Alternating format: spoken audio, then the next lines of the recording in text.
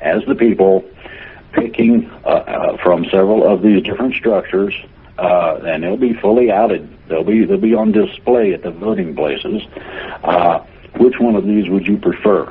Because this does this as far as you're concerned, and does that.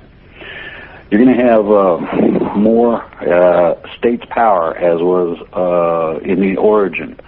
In other words, the individual nation state will stand individually. There'll be agreements between them. That's where the Articles of Confederation come in terms of, do we agree with everything that says? Do we need to amend portions so that it fits better in terms of what we're trying to do? All of these things rely on the person you see in the mirror every morning, because it's the vote, and these are going to be 24/7 voting capabilities. They have to be. There's too much to do. When you feel like voting, you go down there and you spend a couple hours voting and then go shopping or something. And that's basically, there you go. Right. I've got a question. I've got some questions here. If I can, maybe could I get this one real quick? It came from a Skype room, and the question is, Drake, do you have any comments on Argentina's government seizing control of the oil companies? It's supposedly to help the people. However, many pro-Zionists are in the government and will retain power. That's going to be dealt with in a way that they don't expect, and I'm not at liberty to out that at this point, but there's going to be some things that are going to shock the government down there. Things will be changed, let's put it that way. Okay. On that note about Argentina, I just want everybody to be aware, and you could look it up on YouTube. There's plenty of documentaries showing what happened in Argentina at the beginning of the 20th century when they became much like the United States and they got too big for their britches too quick. And it shows how the government was taken down by the people in Argentina. And Drake, you know what I'm talking about on that? Exactly. And that's what we're looking at here now. The difference is that we're going to supposedly be having a structure that will prevent the kind of ring around the rosy, gobbledygook, general theft, etc., that's been going on in terms of the good old boy system, or whatever you want to call it, that's been going on for so long. The structure will disallow that. In other words, you're going to have a much more transparent government. Okay. Something I wanted to read for everybody to research is Shapiro versus Thompson. Shapiro versus Thompson. That's SHAPIRO versus Thompson. THOMPSON. You could put Shapiro versus Thompson in Google or whatever search engine you use and read about it. But it is a Supreme Court ruling from the late 1700s, and it says the right to travel is so basic it shouldn't even be questioned. And that applies to driving your car, going through the airport, anything that has to do with travel. It's such a basic right that it shouldn't even be questioned, and that is a Supreme Court ruling. So you can use that to your advantage because it's from the Supreme Court and it's never been overturned. That does cover driving, but there's another problem with that, and that is getting the certain federal agencies known as your friendly agents at the airport to pay attention to it. The problem is that deals with the cute little Homeland Security Act that was put in after 9/11. Now, there's something funny about that act. That thing is humongous in terms of size. Physical size, it's heavy. I think it's amazing that bill, that tremendous complexity in that number of pages happened to accidentally just pop up very shortly after 9/11 happened. I'm going to tell you right now, that's called ALEC, and that is a part of what is known as the outside off-ledger legal system that provides legislation for anything you want. You tell them what you want, they come up with it. Just that simple. So until the people decide that they really want to be free and that they've had enough and they're not going to take it anymore and decide to go along with the program and get rid of the problem, we get to put up with things that most dignified people wouldn't put up with. And to be quite honest, I'm surprised there hasn't been an uprising before now. But then again, you got to remember, if you put the frog in cool water and turn the heat up slowly, he's cooked before he realizes it. And this is the idea that they're using. So, there you go. Okay. One of the questions is, will the CEOs of multinational corporations who abused their employees also be arrested? Will the pyramid structure of corporations also be restructured? Yes. Now, what people don't understand is that as the Fed goes here, so goes the financial basis or backbone or support of most of the G20, and I refer to that loosely. Those are the, quote, rich and aligned nations. The problem with the whole of it is that you have a complex pyramid scheme corporate entity that on the whole runs and or owns everything, to include governments, countries, and businesses. Then they come down to you and say, you're going to work for $2.98 an hour whether you like it or not, etc. So the differential is going to be that all of the financial power, to include any reach that anyone has in any capacity, be that corporate, government, or whatever, is going to be reduced to having no value. If you cannot pay somebody, they're not going to work for you. So therefore, all of the, quote, thugs, first of all, mercenaries, don't work free, period.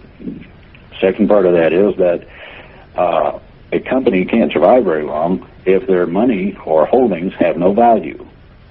All of these credit default swaps and other gobbledygook that people have dreamed up are going to go to zero, and they're not going to have any impact, other than the fact that each corporation is going to be required to pay their share of, and the monies came from the bank, so they got to pay the bank back. And that means all of their assets, down to their employees' assets who also profited in this scheme, get returned to these accounts. So basically, you're going to see rich dogs sitting on the curb, like the curbstone setters they should have always been, totally destitute for a change, and we the people will be being taken care of. That's basically it. So, if my understanding of this is correct, you're basically taking down the framework that they operate within. Yes, the whole of it, the basis for it. The basis for it is money.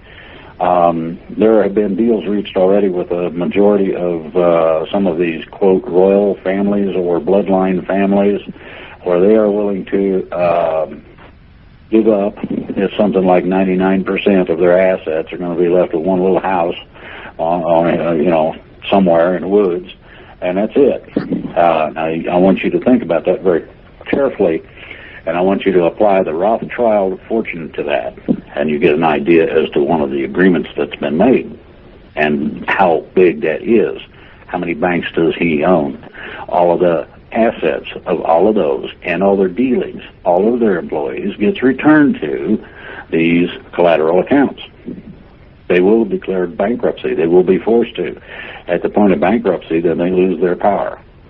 Exactly.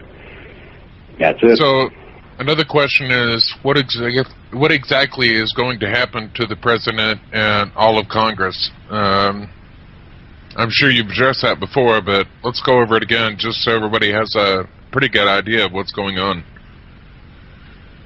Well, I'll give you an example of what you're going to be looking at. We had an inspector general who had a large pair, and when we had the problem with Wall Street and whatnot, he lined up paddy wagons and federal marshals all along Wall Street and was ready to take everybody in. They told him to stand down. Well, this time they're not going to be standing down. This time you get to take a trip in the paddy wagon. Anybody, and this includes the 13th Amendment that everybody hates to even consider as being real, but one is ratified and is a part of our Constitution. Now, the slavery one is number 14. So, The 13th Amendment states that if you are an agent in any form, way, shape, or whatever, or owe any allegiance to or gratitude to a foreign power, not only can't you hold citizenship, but you can't hold any office, and you're not allowed to be here. So there's going to be a whole lot of hard choices. So if you take the basis or the power out from under, then a lot of things are just simply going to fall over. Well, you remember the guy on the tricycle on Laugh-In? Yes. Well, that's basically what you're looking at. People think that they got everything together, and they're bumping along, and hey, I'm making $1 million, $10 million a year, and all that. Well, these corporations, these businesses, these international conglomerates are all based within the same basic system. When that system fails, and the first portion of that failing will be monetary, when they don't have the money to pay the light bill, the light company does shut their lights off. And it goes and it gets worse and worse from there. Their assets are sold, etc. Okay?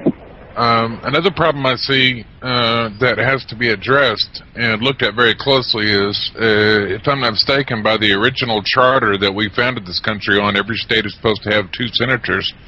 And right now, every state has 4 senators. Whether they think about it or not, you've got the federal senators and then you have the state senators. So I imagine 2 of those slots will be gone after this. Is that correct, Drake? Hang on a minute. Caller from the 760 area, we're getting feedback from you. Hello? Yes. Can you hear me? Yes. Yes. Am I online? Yes. Yeah, I can ask Drake a question? Please do. Drake, a friend of mine listened to you on another show, and she wants to know, are you part of the White Knights or the White Dragons? Okay, I'll put this real carefully. Years ago, I was offered positions in several organizations and groups, and I knew what those groups were.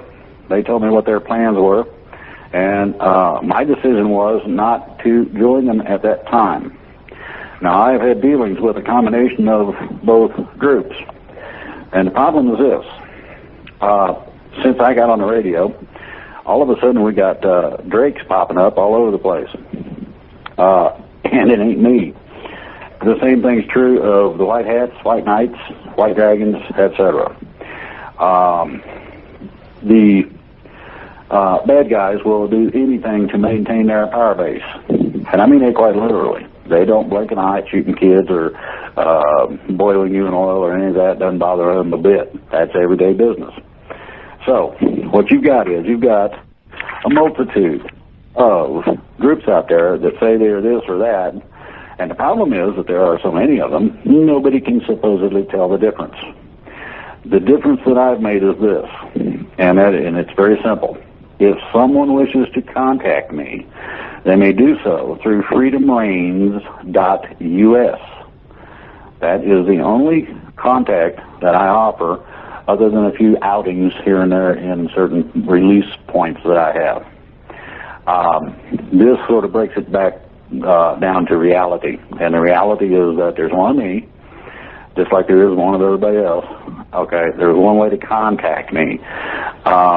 The problem with the White Hats, White Knights, and White Dragons is that just recently the White Dragons had somebody showing up with credentials and a whole 9 yards of stuff saying they were the real deal. When they got pressed about it, they disappeared. That tells me they're not real, because I know of the White Dragons, and I know they're very real. So you're going to have all kind of falsies. You're going to have all kind of attempts to acquire these humongous accounts. Now, these accounts go back to the days of Solomon's mines and beyond. These things are huge. It's like looking out the window and seeing a mountain, and imagine that it was nothing but dirt over a pile of gold, and then it'll give you an idea as to the kinds of tremendous wealth you're talking about. it's enough to fund a country or a bunch of bad guys for quite a while. So they want to try to get their best to get their